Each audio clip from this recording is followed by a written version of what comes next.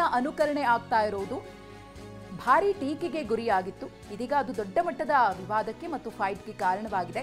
ಪಿಲಿಚಂಡಿ ದೈವ ನೀಡಿದ ಅಭಯದ ಬಗ್ಗೆಯೂ ಕೂಡ ಅಪಹಾಸ್ಯ ಮಾಡಲಾಗಿದೆ. ದೈವ ಹೇಳಿದ್ದ, ದೈವ ನರ್ತಕ ಹೇಳಿದ್ದ ಅಂತ ಹೇಳಿ ಅಪಹಾಸ್ಯ ಮಾಡಿದ್ದಾರೆ. ಕಾಂತಾರ ಮೊದಲು ರಿಲೀಸ್ ಆಯ್ತಲ್ಲ, ಆ ಮೂವಿ ಡೈಲಾಗ್ ಕೂಡ ಇದೆ ಹೇಳಿದ್ರು, ದೈವ ಹೇಳಿದ್ದ ಅಥವಾ ದೈವ ನರ್ತಕ ಹೇಳಿದ್ದ ಅಂತ ಹೇಳಿ. ಅದೇ ಡೈಲಾಗನ್ನು ಇಟ್ಕೊಂಡು ಈಗ ದೈವ ನುಡಿದಿತ್ತಲ್ಲ, ಯಾರು ನನ್ನ ಹೆಸರು ಹೇಳ್ಕೊಂಡು ದುಡ್ಡು ಮಾಡ್ತಿದ್ದಾರೋ ಅಥವಾ ಹುಚ್ಚಾಟ ಆಡ್ತಿದ್ದಾರೋ ಅವರೆಲ್ಲರಿಗೂ ಕೂಡ ತಕ್ಕ ಶಾಸ್ತಿ ಮಾಡ್ತೀನಿ ಅಂತ ಹೇಳಿ ದೈವ ಅಭಯ ಕೊಟ್ಟಿತ್ತಲ್ಲ, ಆ ವಿಚಾರದ ಬಗ್ಗೆಯೂ ಕೂಡ ಒಂದಷ್ಟು ಮಂದಿ ನಾಲಗೆಯನ್ನ ಹರಿಬಿಡ್ತಿದ್ದಾರೆ ಅನ್ನೋ ಆರೋಪಗಳು ಕೇಳಿ ಬರ್ತಾ ಇದೆ. ಅಪಹಾಸ್ಯವನ್ನ ಮಾಡ್ತಿದ್ದಾರೆ ಅನ್ನೋ ಟೀಕೆಗಳು ಕೂಡ ಇದೀಗ ವ್ಯಕ್ತವಾಗ್ತಾ ಇದೆ. ದೈವಾರಾಧಕರು ಮತ್ತು ದೈವದ ವಿಚಾರವಾಗಿ ಒಂದಷ್ಟು ಮಂದಿ ಮಾಡ್ತಾ ಇರುವಂತಹ ಅವಮಾನ ಇದೆಯಲ್ಲ, ಇದು ದೈವಾರಾಧಕರು ಮತ್ತು ಅವರ ನಂಬಿಕೆಗೆ ಉಂಟು ಮಾಡ್ತಾ ಇರುವಂತಹ ಪೆಟ್ಟು ಅಂತ ಹೇಳಿ ಆಕ್ರೋಶ ವ್ಯಕ್ತವಾಗ್ತಿದೆ.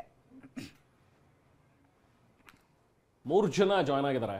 ಒಬ್ರು ಶ್ರೀಧರ್ ಕಬತಾರ್ ಅಂತ ಹೇಳಿ ದೈವಾರಾಧಕರು. ನೆನೆ ಕೂಡ ಶ್ರೀಧರ್ ಅವ್ರ ಜೊತೆಗೆ ನಾವು ಮಾತಾಡಿದ್ವಿ. ಹಾಗೆ ಸುಂದರ್ ರಾಜ್ ಕೂಡ ಜಾಯ್ನ್ ಆಗಿದ್ದಾರೆ. ಸುಂದರ್ ರಾಜ್ ರೈ ಅಧ್ಯಕ್ಷರು, ಇವರು ತುಳುಕೂಟ ಒಕ್ಕೂಟದವರು, ಬೆಂಗಳೂರಿನವರು. ಹಾಗೆ ವೆಂಕಟನಾಥ್ ಅಂತೇಳಿ ದೈವ ಅನುಕರಣೆ ಮಾಡುವಂಥ ಪ್ರೇಕ್ಷಕ.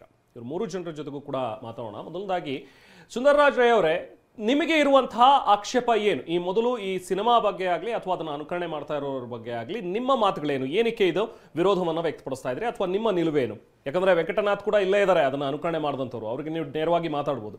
ಏನು ಹೇಳ್ತೀರಿ ಸುಂದರರಾಜ್ ಅವರೇ?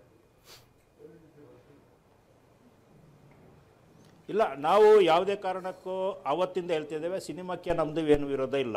ಓಕೆ, ಇಲ್ಲಿ ಇರುತ್ತಾ ಇರೋದು ವಿಷಯ, ಈ ವಿಚಾರವನ್ನು ನಾವು ಅವತ್ತಿಂದ ಪ್ರಾರಂಭಿಕವಾಗಿ ಅದಕ್ಕೆ ನಾವು ಅಭ್ಯಂತರ ಅಂತ ಇಲ್ಲ ಅಂದರೆ ನಾವು ಒಂದು ಸರಿ ಇಲ್ಲ ಅಂತ ಹೇಳುವಾಗ ನಾವು ಅದು ಅವರಿಗೆ ಆವಾಗಲೇ ಅವರಿಗೆ ಒಂದು ಮಾತನ್ನು ತಿಳಿಸಿದ್ದೆವು. ಓಕೆ, ನೋಡಿ, ನೀವು ಸಿನಿಮಾವನ್ನು ಮಾಡಿದಿರಿ, ಪ್ರಪಂಚಕ್ಕೆ ತೋರಿಸ್ತೇವೆ ಅಂತ ಹೇಳಿದಿರಿ. ಈ ಸಿನಿಮಾದ ವಿಚಾರ ಮತ್ತು ಆ ದೈವದ ವಿಚಾರ ದೈವಕ್ಕೂ ನಿಮಗೂ ಸಂಬಂಧಪಟ್ಟ ವಿಚಾರ. ಅವಿಭಜಿತ ದಕ್ಷಿಣ ಕನ್ನಡ ಜಿಲ್ಲೆಯಲ್ಲಿ ಯಾವುದೇ ಸಮಸ್ಯೆಗಳಾದರೆ ದೈವದ ವಿಚಾರದಲ್ಲಿ ನಾವು ಸಾಮಾನ್ಯವಾಗಿ ವೀರೇಂದ್ರ ಹೆಗ್ಡೆ ಅವರ ಹತ್ರ ಹೋಗೋದು ಸಾಮಾನ್ಯ. ವೀರೇಂದ್ರ ಹೆಗ್ಡೆ ಅವರು ಕೆಲವು ಅದಕ್ಕೆ ನಮಗೆ ಸಲಹೆಗಳನ್ನು, ಸೂಚನೆಗಳನ್ನು ಕೊಡ್ತಾರೆ. ಇದರ ಪ್ರಕಾರ ನಾವು ನಡೆಯುತ್ತೇವೆ.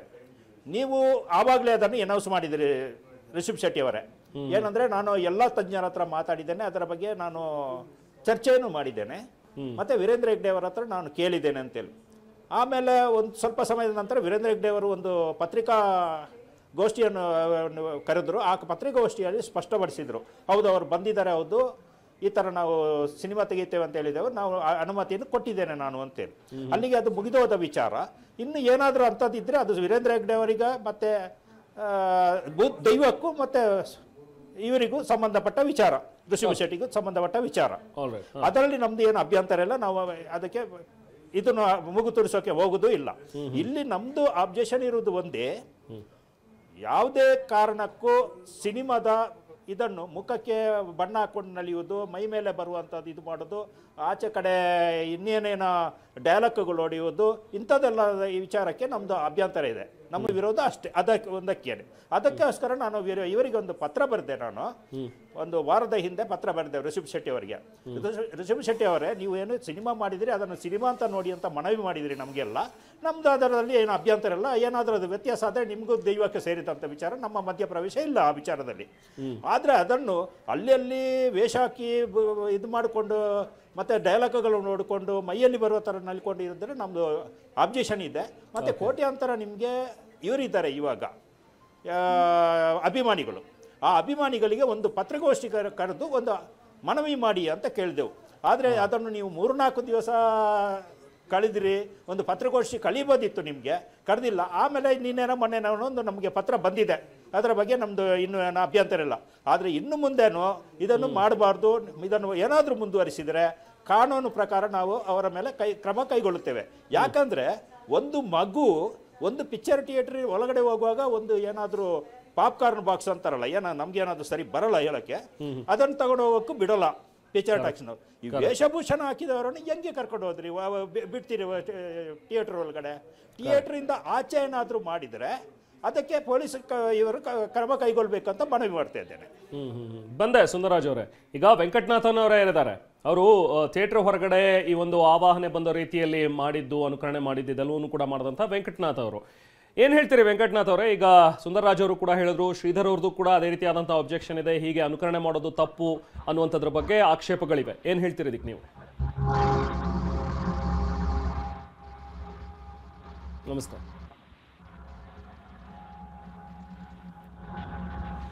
ಫಿಲಮ್ ನೋಡಾದ್ಮೇಲೆ ಆ ಥರ ಆಗಿತ್ತು ಸರ್. ಅಂದ್ರೆ ನೀವು ಮಾಡಬೇಕು ಅಂತ ಮಾಡಿದ್ದಲ್ವಾ ಅದು? ಆ್ಯಕ್ಚುಲಿ ಮಾರ್ನಿಂಗ್ 5 ಗಂಟೆಗೆ ಎದ್ದೊಳ್ಬಿಟ್ಟು ಮನೇಲಿ ಸರ್ ನಾನು ಬೇಕು ಅಂತ ಮಾಡಿರಲಿಲ್ಲ. ಆ್ಯಕ್ಚುಲಿ 2 days ಬ್ಯಾಕು ಗಂಗಮ್ಮ ಜಾತ್ರೆ ಇತ್ತು ಸರ್ ನಮ್ಮ ಏರಿಯಾದಲ್ಲಿ. ಓಕೆ, ಹಲೋ, ಹೇಳಿ ಮಾತಾಡಿ. ಅದಕ್ಕೆ ವೇಷಧಾರಣೆ ಮಾಡಿದ್ದೆ ಸರ್ ನಾನೇ. ಉಪವಾಸ ಇದ್ಕೊಂಡು ಅದು ಮಾಡಿದ್ದು. ಅದಾದ್ಮೇಲೆ ಮಾರನೇ ದಿನ ಕಾಂತಾರ ಮೂವಿಗೆ ಹೋಗಿದ್ದು ಸರ್. ಬೆಳಗ್ಗೆ 5 ಗಂಟೆಗೆ ಎದ್ದೊಳ್ಬಿಟ್ಟು ಮನೇಲಿ ಪೂಜೆ ಮಾಡಿ, ಅಲ್ಲೂ ಕೂಡ ರಿಷಬ್ ಶೆಟ್ಟಿ ಸರ್ಗೆ ಪೂಜೆ ಎಲ್ಲ ಮಾಡಿಬಿಟ್ಟು ಮೂವಿ ಒಳಗಡೆ ಹೋಗಿದ್ದು ಸರ್. ಮೂವಿ ಎಲ್ಲ ನೋಡಿಕೊಂಡು, ಮೂವಿ ಮಾತ್ರ ತುಂಬ ಚೆನ್ನಾಗಿತ್ತು ಸರ್. ಮೂವಿ ಎಲ್ಲ ಆದಮೇಲೆ ಆಚ್ ಕಡೆ ಬರುವಾಗ ಸ್ಮೈಲಲ್ಲೇ ಬರ್ತಾ ಇತ್ತು ಸರ್. ಆಚ್ ಕಡೆ ಬರುವಾಗ ಏನಾಯ್ತಂದ್ರೆ ವೈಬ್ರೇಷನ್ ಆಗೋ ಸ್ಟಾರ್ಟ್ ಆಯ್ತು ಸರ್. ನನಗೆ ದೈವ ಬಂದೈತೆ ಆ ಥರ ಎಲ್ಲ ನಾನು ಹೇಳ್ಕೊಳಕ್ಕೆ ಹೋಗ್ತಾ ಇಲ್ಲ ಸರ್. ಮೂವಿ ನೋಡಾದ್ಮೇಲೆ ಆ ಥರ ವೈಬ್ರೇಷನ್ ಒಂದಾಯ್ತು ಸರ್. ಓಕೆ, ವೆಂಕಟನಾಥ್ ಅವರೇ, ಹಾಗೇನೆ ಒಂದು ವಿಡಿಯೋ ಕೂಡ ರಿಲೀಸ್ ಮಾಡಿದ್ರಿ ತಾವು. ಈ ರೀತಿ ಆದ್ಮೇಲೆ ಏನು ತಾವು ಥಿಯೇಟರ್ ಮುಂದೆ ನಡ್ಕೊಂಡ್ರಲ್ಲ, ಅದಾದ್ಮೇಲೆ ಏನೋ ನನ್ನ ಜೀವನದಲ್ಲಿ ಒಂದಷ್ಟು ನೆಮ್ಮದಿ ಹಾಳಾಗ್ತಾ ಇದೆ, ಶಾಂತಿ ಭಂಗ ಆಗ್ತಾ ಇದೆ ಅಂತ ಒಂದು ವಿಡಿಯೋ ಕೂಡ ರಿಲೀಸ್ ಮಾಡಿದ್ರಿ ಅನ್ಸುತ್ತೆ ಅಲ್ವಾ? ಏನಾಯ್ತು ಅಂತ? ಹೌದು ಮೇಡಮ್. ನಾನು ಏನಾಯ್ತು? ಯಾಕೆ ಅನ್ನಿಸ್ತು ನಿಮ್ಗೆ ಆ ಥರ ವಿಡಿಯೋ ಮಾಡಿ ಸಂದೇಶ ಕೊಡಬೇಕು ಅಂತ? ಆ್ಯಕ್ಚುಲಿ ಇದು ಟ್ರೋಲ್ ಎಲ್ಲ ಆಗಿರೋದು ನೋಡಿ ಮತ್ತೆ ಮಂಗಳೂರು ಕಡೆಯಿಂದ ಫೋನ್ ಕೂಡ ಬಂತು. ಯಾಕಪ್ಪ ಈ ಥರ ಎಲ್ಲ ಮಾಡಿದೀಯಾ ನೀನು ಅಂತ ಕೇಳಿದ್ರು ಅವರು. ಮತ್ತೆ ನಾನು ಹೇಳಿದೆ ಸರ್ ನಾನು ಬೇಕು ಅಂತ ಆ ಥರ ಮಾಡಿಲ್ಲ ಸರ್, ಮೂವಿ ನೋಡಾದ್ಮೇಲೆ ನಂಗೆ ಆ ಥರ ಇತ್ತು ಸರ್, ನೀನೊಂದು ಕ್ಷಮಾಪಣೆ ವಿಡಿಯೋ ಹಾಕು ಅಂತ ಕೇಳಿದ್ರು. ಅದಕ್ಕೆ ನಾನು ಕ್ಷಮಾಪಣೆ ವಿಡಿಯೋ ಹಾಕಿದ್ದು ಮೇಡಮ್. ಇದು ನನ್ನಿಂದ ಏನಾದರೂ ತಪ್ಪಾಗಿದ್ದರೆ ಕ್ಷಮಿಸಿ ಅಂತ ಕೂಡ ನಾನು ಕೇಳಿದ್ದೀನಿ ಮೇಡಮ್. ಶ್ರೀಧರ್ ಅವರೇ, ವೆಂಕಟನಾಥ್ ಅವರ ಮಾತು ಕೇಳಿದ್ರಿ ಅಂತ ಅನ್ಕೋತೀನಿ. ನಿನ್ನೆ ನೀವು ಕೂಡ ಹೇಳ್ತಾ ಇದ್ರಿ, ಈ ಥರದ ಅನುಕರಣೆಗಳನ್ನು ಮಾಡುವಂಥದ್ದು ಅದು ತಪ್ಪಾಗತ್ತೆ, ಈ ಥರ ದೈವ ಯಾರ ಮೇಲೂ ಕೂಡ ಅದು ಕಣ್ಕಂಡವ್ರ ಮೇಲೆಲ್ಲ ಬರೋದಕ್ಕೆ ಸಾಧ್ಯ ಇಲ್ಲ ಅನ್ನುವಂಥದ್ದನ್ನು ಕೂಡ ನೀವು ಹೇಳಿದ್ರಿ. ಈಗ ವೆಂಕಟನಾಥ್ ಅವ್ರು ಹೇಳೋ ಪ್ರಕಾರ ನಾನು ಸಿನಿಮಾ ನೋಡಿದಾಗ ನನಗೆ ಅದು ವೈಬ್ರೇಷನ್ಸ್ ಆಯಿತು, ಹಾಗಾಗಿ ನಾನು ಇದನ್ನು ಈ ಥರ ಮಾಡಬೇಕಾಯಿತು, ಮಾಡಿದೆ ಅನ್ನುವಂಥದ್ದನ್ನು ಹೇಳ್ತಾರೆ. ಏನು ಹೇಳ್ತೀರಿ ಶ್ರೀಧರ್? ನಾನು ಶ್ರೀಧರ್ ಕೌತರು ಯಾವತ್ತು ಮಾತಾಡುವಾಗ ನೇರವಾಗಿ ಮಾತಾಡುವಂತ ವ್ಯಕ್ತಿ. ವೆಂಕಟವರೇ, ನಿಮ್ಗೊಂದು ನೇರವಾಗಿ ಒಂದು ಪ್ರಶ್ನೆಯನ್ನ ಕೇಳ್ತೇನೆ. ಒಂದು ಸಿನಿಮಾ ಮಂದಿರದಲ್ಲಿ ಒಂದು ದೈವದ ಸಿನಿಮಾವನ್ನು ನೋಡಿದ ಮೇಲೆ ನಿಮ್ಮ ಮೈ ಮೇಲೆ ದೈವ ಬರುವುದಂತ ಆಗಿದ್ರೆ ನೀವು ನಮ್ಮ ತುಳುನಾಡಿಗೆ ಬನ್ನಿ. ಇಲ್ಲಿ ಪುಣ್ಯಕ್ಷೇತ್ರಗಳು ತುಳುನಾಡಿನ ದೈವದ ಜಾಗ ತುಂಬಾ ಇದೆ. ಅಲ್ಲಿ ನಿಮ್ಗೆ ರಾತ್ರಿಯಿಂದ ಬೆಳಿಗ್ಗೆ ತನಕ ಮೈಯಲ್ಲಿ ಬರೆಸುವ, ಓಕೆನಾ? ಸಿನಿಮಾ ನೋಡಿ ಅವರು ಮಾಡಿದ್ದೇ ಒಂದು ನಾಟಕೀಯವಾಗಿ ಮಾಡಿರುವಂತ ಸಿನಿಮಾವನ್ನ ನೋಡಿ ನೀವು ನಿಮ್ಮ ಮೈ ಮೇಲೆ ಬರುವಂತದ್ದು ಭೂತ ಅಲ್ಲ, ಬಹುಶಃ ನಿಮ್ಮ ಕುಟುಂಬದಲ್ಲಿ ಯಾವುದಾದ್ರು ಪ್ರೇತ ಇರ್ಬೇಕು ವೆಂಕಟವರೇ. ಇದು ನೀವು ನೆನಪಿಟ್ಕೊಳ್ಬೇಕು. ಯಾವುದೋ ಒಂದು ಸಂಸ್ಕೃತಿಯನ್ನ, ಅದರ ಇತಿಹಾಸದ ಹಿನ್ನೆಲೆಯನ್ನ ತಿಳಿಯಬೇಕಾದಂತ ಒಂದು ವಿಚಾರ ವೆಂಕಟವರೇ. ನೀವಲ್ಲಿ ಬೊಬ್ಬೆ ಹಾಕ್ತೀರಾ, ನನ್ಗೆ ದೇವರ ಮೈ ಮೇಲೆ ಬಂದಿದ್ದಾರೆ, ಒಂದು ನಿಮ್ಮ ಮೊಬೈಲ್ ಅಲ್ಲಿ ಸೆಲ್ಫಿ ರೀತಿಯಲ್ಲಿ ವಿಡಿಯೋ ಮಾಡ್ಕೊಂಡು ನನ್ನ ಮೇಲೆ ದೈವ ಬಂದಿದೆ, ರಿಷಬ್ ಶೆಟ್ಟಿ ಅವರು ನಿಮ್ಗೆ ಅಡ್ಡ ಕಾಲಿಗೆ ಬಿದ್ದೆ, ನನಗೆ ದೇವರು ಬಂದ ಅಂತ ಹೇಳಿದ್ರಲ್ಲ. ರಿಷಬ್ ಶೆಟ್ಟಿ ಪಂಡಿರ್ಲಾದ್ರ ಅಥವಾ ಗುಳಿಗಾದ್ರ ವೆಂಕಟವರೇ? ನಮ್ಮ ತುಳುನಾಡಿನಲ್ಲಿ ಚಾಕರಿ ಮಾಡುವಂತವರಿಗೆ ಮುಕ್ಕಣ ಮೂಜಿಗಳಿಗೆ ದೈವ ಬರುವಂತದ್ದು ಅದು ಆ ಒಂದು ಸಂದರ್ಭದಲ್ಲಿ ಮಾತ್ರ. ಒಂದು ಭಂಡಾರ ಇಡುವಾಗ ಅಥವಾ ಕರ್ತಲೆ ದೈವಕ್ಕೆ ಒಪ್ಪಿಸುವಾಗ ಆ ರೀತಿಯಲ್ಲಿ ಮಾತ್ರ ದೈವ ಬರುವಂತದ್ದು ವೆಂಕಟವರೇ. ನಿಮ್ಮ ಮೈ ಮೇಲೆ ಏನು ಬಂತದ್ದು? ನಿಮ್ಮ ಮೈ ಮೇಲೆ ಬರುವಂತ ರಿಷಬ್ ಶೆಟ್ಟಿ ಅವರು ಹೇಳಿದ್ರೆ ನಿಮ್ಗೆ? ನೀವು ಈ ರೀತಿಯಾಗಿ ನಮ್ಮ ನಂಬಿಕೆಗೆ ಘಾಸಿಯಾಗುವಂತ ವಿಚಾರವನ್ನು ಮಾಡುತ್ತಿದ್ದೀರಲ್ಲ, ನಿಮ್ಗೆ ನಾಚಿಕೆ ಆಗಲ್ವ ವೆಂಕಟವರೇ? ಒಂದು ಯಾವುದೋ ಒಂದು ನಿಮ್ಮ ನಾಡಿನಲ್ಲಿ ಒಂದು ಯಾವುದೋ ಒಂದು ದೇವರದ ಒಂದು ಸಂಸ್ಕೃತಿ ಇದೆ, ಅದನ್ನ ನಾವು ಅಪಹಾಸ್ಯ ಮಾಡ್ತೇವಾ? ನಾವು ಗೌರವ ಕೊಡಲ್ವಾ? ಇಷ್ಟೊಂದು ಸಿನಿಮಾಗಳು ಬರುತ್ತೆ, ಅದರದಾದಂತ ಸಿನಿಮಾಗಳು ನಾವೆಲ್ಲ ಅಪಹಾಸ್ಯ ಮಾಡ್ತೇವಾ? ಅದಲ್ಲದೆ ಇವರು ಯಾವುದೋ ಒಂದು ಸಿನಿಮಾ ಮಾಡ್ಲಿಕ್ಕೆ ಮನುಷ್ಯನ ಒಪ್ಪಿಗೆ ಪಡೆದು ಸಿನಿಮಾ ಮಾಡುವಂತದ್ದಿಲ್ಲ. ಮನುಷ್ಯನ ಒಪ್ಪಿಗೆ ಕೇಳಿ ದೈವದ ಸಿನಿಮಾ ಮಾಡಿ ಅಂತ ಕೇಳಲಿಕ್ಕಿಲ್ಲ, ದೈವ ಹೇಳ್ಬೇಕು. ನಾನು ಹೇಳುವಂತದ್ದು ರಿಷಬ್ ಶೆಟ್ಟಿ ಅವರು ದೈವದ ಮುಂದೆ ಹೋಗಿ ನಿಂತು ಪಂಜುರ್ಲತ ಕೇಳಿದ್ರ, ಸ್ವಾಮಿ ಪಂಜುರ್ಲಿ, ನಾನು ನಿನ್ನ ಅನುಕರಣೆ ಮಾಡಿ ಸಿನಿಮಾ ಮಾಡ್ತೇನೆ, ನಾನು ಕಾಲಿಗೆ ಗಗ್ಗರ ಕಟ್ತೇನೆ, ತಲೆಗೆ ತಲೆಪಟ್ಟೆ ಇಡ್ತೇನೆ, ಮುಖಕ್ಕೆ ಹರದಲ್ಲ ಹಾಕ್ತೇನೆ, ಅಣಿ ಹಾಕ್ತೇನೆ, ಸೊಂಟಕ್ಕೆ ತಿರಿ ಹಾಕ್ತೇನೆ, ನಿನ್ನಾಗಿ ನಾನು ಅನುಕರಣೆ ಮಾಡಿ ನಾನು ಸಿನಿಮಾ ಮಾಡ್ತೇನೆ ಅಂದ ಮೇಲೆ ದೈವ ಏನಾದ್ರು ಒಪ್ಪಿಗೆ ಕೊಡ್ತಿದ್ರೆ ದೈವದ ಹೆಸರು ಹೇಳ್ಬೋದಿತ್ತು. ಇವಾಗ ಮಾಧ್ಯಮದಲ್ಲಿ ನಾವು ನಿನ್ನೆ ಪೆರರ ಕ್ಷೇತ್ರದಲ್ಲಿ ಪಿಲ್ಚಂಡಿ ಕ್ಷೇತ್ರದಲ್ಲಿ ನಾವು ಹೋಗಿ ದೂರು ಕೊಟ್ಟಾಗ ಪಿಲ್ಚಂಡಿ ನಮಗೆ ಒಳ್ಳೆ ನುಡಿ ಕೊಟ್ಟ ಸಂದರ್ಭದಲ್ಲಿ ಕೆಲವೊಂದು ಜನ ಅವಿವೇಕಿಗಳು ನನ್ನ ಬಾಯಲ್ಲಿ ಕೆಟ್ಟ ಪದ ಬಂದ ಅಂತವರಿಗೆ ಯಾವುದರಲ್ಲಿ ಬಡಿಬೇಕಂತವರಿಗೆ ಅವರು ಹೇಳ್ತಾರೆ ಪಿಲ್ಚಂಡಿ ಮಾತಾಡಿದ್ದ ಅಥವಾ ಕಟ್ಟಿದಂತ ದಯಾನಂದ್ ಕತ್ತಾರ್ ಸರ್ ಮಾತಾಡಿದಂತ. ಹಾಗಾದ್ರೆ ಇವರು ರಿಷಬ್ ಶೆಟ್ಟಿಯನ್ನು ದೈವ ಅಂತ ತಿಳ್ಕೊಂಡಿದ್ದಾರೆ, ಪಿಲ್ಚಂಡಿಯನ್ನು ಏನು ಇವರು ಬೇರೆ ಅಂತ ತಿಳ್ಕೊಂಡಿದ್ದಾರೆ ಇವರುಗಳು. ರೈಟ್ ಶ್ರೀಧರ್, ಬಂದೆ ಈ ವಿಚಾರವಾಗಿ ಶ್ರೀಧರ್ ಅವರೇ. ಹಾಗೆ ವೆಂಕಟನಾಥ್ ಅವರು ಇದಕ್ಕೆ ಏನ್ ಹೇಳ್ತಾರೆ ಕೇಳೋಣ. ಸುಂದರರಾಜ್ ಅವ್ರ ಜೊತೆಗೂ ಕೂಡ ಮಾತಾಡೋಣ. ಕಾಂತಾರ ಚಿತ್ರ ನೋಡಿದ ನಂತರ ಅದೇ ರೀತಿ ಅನುಕರಣೆ ಮಾಡೋದಕ್ಕೆ ಹೋಗಿ ಈಗ ಪೇಚಿಗೆ ಸಿಕ್ಕಿರುವಂತಹ ವೆಂಕಟನಾಥನ್ ಅವ್ರ ಜೊತೆಗೆ ಮಾತಾಡ್ತಾ ಇದ್ವಿ. ಹಾಗೆ ಶ್ರೀಧರ್ ಅವರು ಕೂಡ ಈ ವಿಚಾರವಾಗಿ ಆಕ್ಷೇಪವನ್ನ ಎತ್ತಿದ್ರು. ಎಸ್ ವೆಂಕಟನಾಥ್ ಅವರೇ, ಕೇಳಿಸ್ಕೊಂಡ್ರೆ ಈಗ ಶ್ರೀಧರ್ ಅವರು ನಿಮ್ಮ ಮೇಲೆನೆ ಹೇಳಿದ್ರು ಆ ರೀತಿಯಾಗಿ ಮಾಡೋದು ತಪ್ಪಾಗತ್ತೆ, ಅದ್ ಹೇಗೆ ನಿಮ್ಮ ಮೇಲೆ ಬಂದಿತ್ತ ಹಾಗಾದ್ರೆ ದೈವ ಅನ್ನುವಂಥದ್ರ ಬಗ್ಗೆ ಅವ್ರು ಪ್ರಶ್ನೆ ಮಾಡ್ತಾರೆ. ಏನ್ ಹೇಳ್ತೀರಿ ವೆಂಕಟನಾಥ್ ಅವರೇ? ಸರ್ ನಂಗೆ ದೈವ ಬಂದೈತೆ ಅಂತ ನಾನು ಹೇಳ್ತಾ ಇಲ್ಲ ಸರ್. ಆ ತರ ಮೂವಿ ನೋಡಾದ್ಮೇಲೆ ಆ ತರ ವೈಬ್ರೇಷನ್ ಆಯ್ತು ಅಂತ ಹೇಳ್ತಾ ಇದ್ದೀನಿ. ನಾವು ಮನೆಯಲ್ಲಿ ವಾರಾಹಿ ಪೂಜೆ ಆಗ್ಲಿ ದಸರಾ ಪೂಜೆ ಆಗ್ಲಿ ಎಲ್ಲ ಮಾಡ್ಕೊಂಡು ಬಂದಿದ್ದೀವಿ. ನಾವು ದೇವನಿಷ್ಠರೇ, ಮನೇಲಿ ಕೂಡ ಎಲ್ಲ ಪೂಜೆ ಭಕ್ತಿಯಿಂದ ಮಾಡ್ತೀವಿ ಸರ್. ನಾನು ಬೇಕು ಅಂತ ಆ ತರ ಮಾತಾಡ್ಲಿಲ್ಲ, ಆ ತರ ಮಾಡಿಲ್ಲ. ಫಿಲಮ್ ನೋಡಾದ್ಮೇಲೆ ನಂಗೆ ಆ ತರ ಆಯ್ತು ಅಂತ ನಂಗೆ ಹೇಳ್ಕೊಳ್ತಾ ಇದ್ದೀನಿ ಸರ್. ಶ್ರೀಧರ್ ಅವ್ರು ನಿಮ್ ಮಾತು ಕೇಳ್ತಾ ಇದ್ರೆ ಹೇಳಿ, ಅವ್ರಿಗೆ ನೇರವಾಗಿ ಬೇಕಿದ್ರೆ ನೀವು ನೋಡ್ಬೋದು. ಇದು ನಮ್ಮ ಮನೆಯಲ್ಲಿ ವಾರಾಹಿ ಪೂಜೆ ಮಾಡುವಾಗ ಆಗಿಡೋ ವೆಂಕಟ ಅವರೇ, ಒಂದ್ ನಿಮಿಷ ಶ್ರೀಧರ್ ಅವ್ರು ಏನೋ ತೋರಿಸ್ತಾ ಇದಾರೆ ವೆಂಕಟ್ ಅವರು. ಏನಿದು ವೆಂಕಟ್ ಅವರೇ? ನಾವು ಪೂಜೆ ಮಾಡಿ ಮುಕ್ಕುವಾಗ ದೇವರು ಹೂ ಬಿಟ್ಟಿರೋ ಸರ್. ಅಷ್ಟು ಭಕ್ತಿಯಿಂದ ನಾವು ಪೂಜೆ ಮಾಡ್ತೀವಿ. ಯಾವ ದೇವ್ರದ್ದು? ವರಾಹ ದೇವ್, ವಾರಾಹಿ ದೇವರು. ವಾರಾಹಿ, ಓಕೆ. ಹಾ, ನೀವು ಇದರ ಆರಾಧಕರಾ? ಹೌದು ಸರ್. ಓಕೆ. 9 ವಾರ ಮನೇಲಿ ಕುಣಿಸ್ಬಿಟ್ಟು ನಾವು ಪೂಜೆ ಮಾಡಿದೀವಿ ಸರ್. ಹಾ ಓಕೆ. ಹೇಳಿ, ಈಗ ಮಾತಾಡಿ ಶ್ರೀಧರ್ ಅವರೇ, ವೆಂಕಟ ಅವರ ಜೊತೆಗೆ. ವೆಂಕಟ ಅವರೇ ಕೇಳಿಸ್ತಾ ಇದೆ, ಹೇಳಿ, ನೀವು ಮಾತಾಡಿ.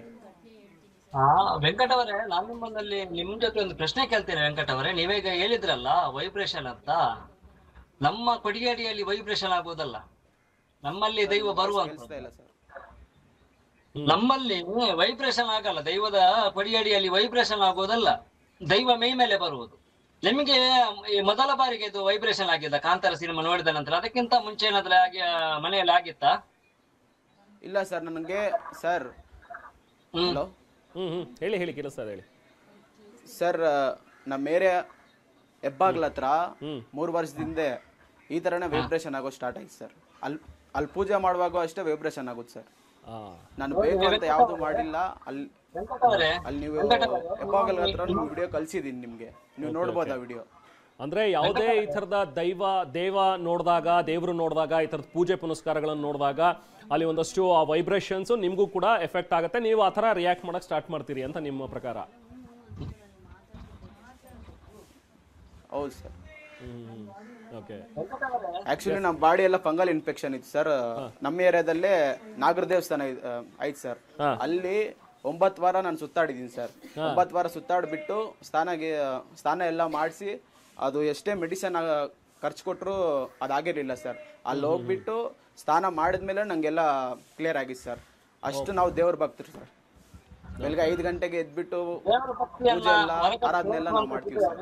ಬೇಕು ಅಂತ ಆ ತರ ಮಾಡಿಲ್ಲ. ವೆಂಕಟ ಅವರೇ, ದೇವರ ಭಕ್ತಿಯನ್ನ ಸಿಕ್ಕ ಜಾಗದಲ್ಲಿ ತೋರಿಸುವುದು ಒಳ್ಳೆತನನಾ? ಅಲ್ಲ, ಈಗ ಶ್ರೀಧರ್ ಅವರೇ ಅವ್ರು ಹೇಳ್ತಾ ಇರೋದು, ನನಗೆ ಅದ್ ನೋಡಿದಾಗ ಆತರ ಅನ್ನಿಸ್ತು, ನಾನು ರಿಯಾಕ್ಟ್ ಮಾಡಿದೆ, ಬಟ್ ಬೇಕು ಅಂತ ನಾನು ಮಾಡಿಲ್ಲ ಅಂತಾರೆ ಅವರು. ದೈವ ಬಂದೈತೆ ಅಂತ ನಾನು ಹೇಳ್ತಾ ಇಲ್ಲ. ನೋಡುವವರು ಸರ್, ನಮ್ಮ ಮೇಲೆ ಬರುವುದಿಲ್ಲಲ್ಲ.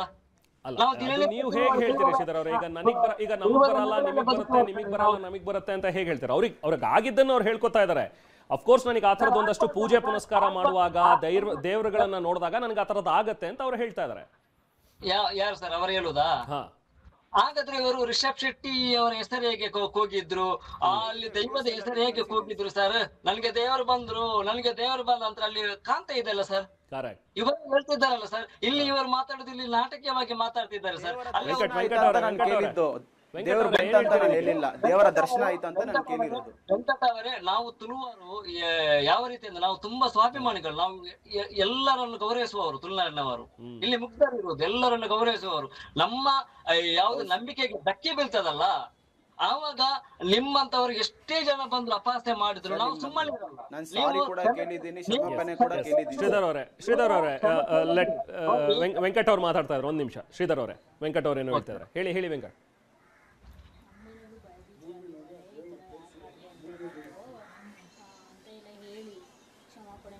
ಹೇಳಿ ವೆಂಕಟ್ ಅವರೇ, ಮಾತಾಡಿ.